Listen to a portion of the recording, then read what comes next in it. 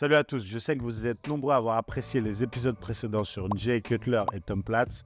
Alors aujourd'hui, à votre demande, on va parler de Dorian Yates, 6 fois Mister Olympia, sans doute l'un des meilleurs bodybuilders de tous les temps, surtout en termes de densité musculaire et d'intensité d'entraînement. On y va, let's go.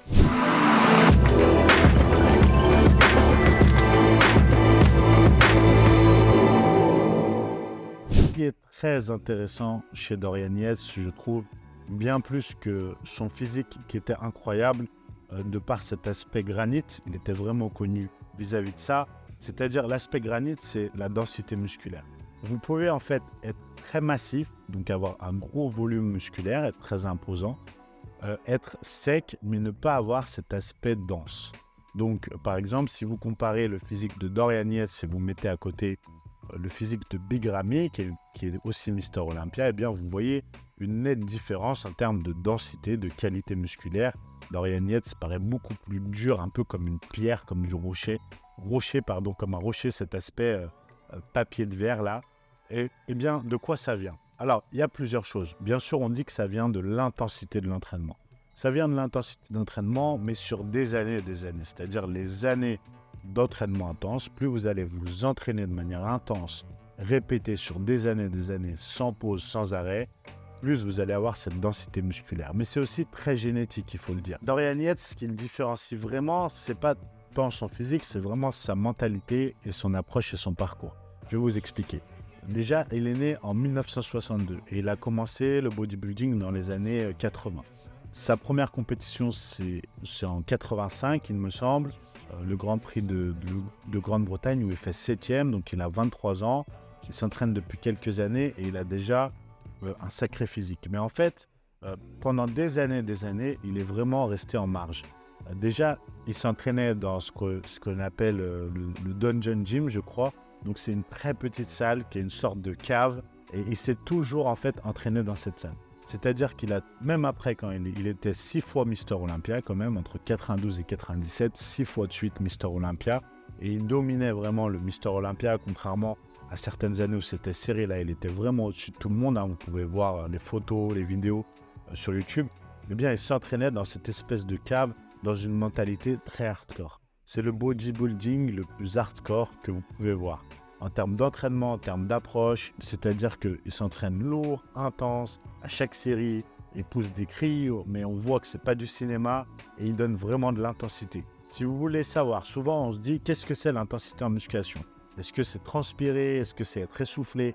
Non, regardez une série de Dorian Yates et vous comprenez réellement ce qu'est l'intensité et ce qu'est l'échec musculaire. Là, vous allez comprendre. Mais ce que vous devez savoir, c'est que ce mec est capable d'une intensité à l'entraînement que très peu sont capables. En vérité, je pense qu'il y a 1% de la population et même des bodybuilders qui sont capables d'avoir cette intensité et de tenir cette intensité. Ça se travaille, c'est autant mental que physique, c'est clair et net. Et surtout, il faut être capable de le tenir sur des années. Après, Dorian Yates lui-même en a payé les frais parce qu'il a été blessé à de nombreuses reprises. D'ailleurs, c'est ça qui a mis fin à sa carrière de bodybuilder, c'est qu'il s'est blessé à la fin, il n'avait plus le niveau tout simplement. Et aujourd'hui, il n'a plus du tout le même physique qu'avant. Il serait incapable de maintenir même un physique de bodybuilder amateur parce qu'il n'a plus l'énergie et la santé physique nécessaire pour le faire, dû à cet entraînement hyper intense et hyper hardcore. Voilà, donc il s'entraînait dans ce Dungeon Gym et ce que je disais, c'est qu'il est toujours resté en Grande-Bretagne en fait. Beaucoup de bodybuilders à l'époque et même maintenant, lorsqu'ils commencent à avoir du succès, à être connus et à gagner des compétitions aux États-Unis, eh bien ils partent vivre à l'époque aux États-Unis. Maintenant, ça peut être aux États-Unis, ça peut être à Dubaï, ça peut être au Brésil. Voilà, il y a plusieurs régions dans le monde où ça paye mieux pour les bodybuilders, où ils sont plus tranquilles pour tout un tas de raisons, confort de vie, etc. La loi, la législation vis-à-vis des stéroïdes. Eh bien, lui, non, il est resté tout le temps au Royaume-Uni. Pourquoi? Eh bien, il dit que c'était pour s'éloigner des distractions, parce que quand vous êtes à Las Vegas, à Venice Beach, il y a les soirées, il y a les filles, il y a parfois la drogue, il y a beaucoup d'entertainment, c'est-à-dire vous êtes une star, donc vous êtes beaucoup sollicité et vous êtes moins concentré sur votre préparation. Eh bien, lui, on l'appelait The Shadow, c'est-à-dire l'ombre, parce qu'il était connu pour faire la compétition et puis disparaître complètement.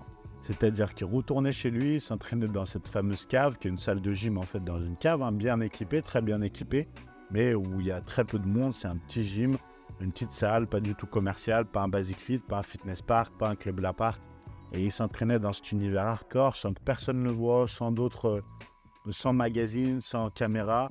Il prenait juste quelques photos avant Olympia, quelques mois avant. On voyait des photos de lui apparaître à une époque où il n'y avait pas les réseaux sociaux. Donc voilà, il faisait de l'entertainment comme ça. Il arrivait le jour de la compète et les gens l'attendaient tellement, l'avaient tellement pas vu avant que chaque compète qu'il faisait, eh bien, comme il le dit, c'était tout le temps complet et ça faisait un show de malade. Et souvent, en plus, il gagnait tout le temps. Donc voilà, c'était assez incroyable à ce niveau-là. Et il y avait ces fameuses vidéos, ces vidéos Blue Dead Guts, où il est filmé. Et il dit que quand il a filmé ces vidéos, contrairement à d'autres, il ne voulait pas faire du cinéma et du spectacle. Et il disait au caméraman, vous ne me demandez rien, pas d'autres plans, pas de faire de pause, vous filmez réellement ce que je fais et basta, voilà. Donc c'est son esprit et c'est ce qui est très intéressant, c'est que contrairement à d'autres, vous pouvez réellement voir, encore une fois, ce que c'est l'intensité et ce que ça demande le bodybuilding. C'est-à-dire que lui, pour le coup, il a vraiment été dans une bulle, il s'est vraiment enfermé dans son monde et pendant 22 ans, jusqu'à son dernier titre de Mister Olympia en 97, eh bien, il est resté dans cette bulle à faire le bodybuilding le plus hardcore, c'est-à-dire à s'entraîner toute l'année. Alors bien sûr, il faisait cette intensité, mais des fois, il avait des phases qu'on appelle de deload, hein, comme il le dit. S'entraîner toute l'année, faire la diète hardcore. Par la suite, il a eu une famille, il me semble qu'il a un fils, si je ne dis pas de bêtises. Donc il a quand même fondé une famille, hein. Parfois, on se demande, est-ce que les bodybuilders, quand même, ils arrivent à avoir une vie? Lui, oui, je pense, parce qu'il était vraiment éloigné de toutes les distractions. Donc il a quand même une famille. Alors, je ne saurais pas vous en dire plus sur ça, comment il a géré. Je sais juste qu'il n'est plus avec la mère de son fils. Pour quelle raison, je ne sais pas. Maintenant, il sort avec une beaucoup plus jeune. Bon, le succès, l'argent, ça attire. Voilà. Donc, vous pouvez le suivre sur Instagram et voir un peu ça. Maintenant, il est plus dans le yoga, le dépassement de soi, la psychologie. Il a vraiment changé de voie, mais il a toujours cette mentalité intéressante.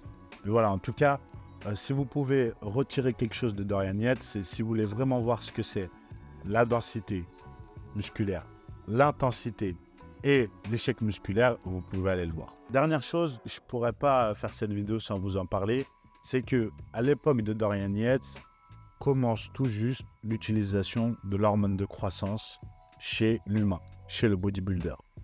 Et donc, vous devez bien tenir compte que ça fait une nette différence. Pourquoi j'en parle à la fin? Parce que sinon, vous allez résumer toute cette vidéo de Dorian Yates que à l'hormone de croissance. Bien sûr, Dorian Yates, comme déjà Arnold Schwarzenegger à son époque et avant, ils utilisaient des stéroïdes. Certainement moins que maintenant, mais aucune, je ne peux pas l'affirmer, donc c'est juste une spéculation. Mais par contre, à cette époque, dans les années 80, commence l'utilisation de l'hormone de croissance. Malheureusement, souvent pris sur des cadavres humains. Il y a eu des scandales de ce type-là, donc beaucoup sont morts à essayer de jouer à ça, mais commence l'utilisation de l'hormone de croissance synthétique aussi. À l'époque, l'hormone de croissance beaucoup plus accessible que maintenant et beaucoup moins de fake. Donc vraiment, lorsque l'on en a vraiment de qualité, et ça fait une énorme différence sur la densité musculaire, la sèche et le volume musculaire. Donc, pour tous les fans de Dorian Yates, désolé, mais il ne faut pas sous-estimer à quel point l'introduction de l'hormone de croissance à cette époque joue aussi sur le fait que Dorian Yates est un extraterrestre comparé à ceux qu'on a vus avant. Et on voit d'ailleurs par la suite l'évolution du bodybuilding et à quel point les choses ont changé. Puisque l'époque d'après, c'est Ronnie Coleman. L'époque d'après, c'est Ronnie Coleman, c'est Jay Cutler, c'est Phil Heath et on n'a eu plus que des monstres. Parce que les produits aussi n'ont cessé d'évoluer. Bien sûr, les méthodes d'entraînement, la diète, mais les produits aussi. Donc on ne peut pas parler honnêtement de ça sans évoquer ce sujet. Voilà. Je ne suis pas un fan ultime de Dorian Yates, dont je ne connais pas toute sa vie par cœur, etc. Je connais pas mal, mais pas tout par cœur. Donc s'il y a des fans absolus qui avaient des choses à rajouter, vous voulez corriger des points, des imprécisions, des erreurs, n'hésitez pas à le faire en commentaire. C'est avec plaisir qu'on vous répondra et que voilà, comme ça tout le monde pourra aller voir. Pour ceux qui veulent en savoir plus sur Dorian Yates ou être fan, n'hésitez pas à regarder sur YouTube les vidéos de Dorian Yates, à les suivre sur les réseaux sociaux parce qu'il fait beaucoup de contenu, il montre des choses d'avant et c'est vraiment intéressant de le suivre. Hein. Vraiment sur l'entraînement, il a une mentalité que je trouve géniale. Mais attention, il ne faut pas faire ce qu'il faisait parce que c'est pas un être humain, c'est Yeti. Voilà. Bref, j'espère que cette vidéo vous aura plu. N'hésitez pas à liker, partager et commenter. Et on se retrouve pour une prochaine vidéo. A plus, bye bye.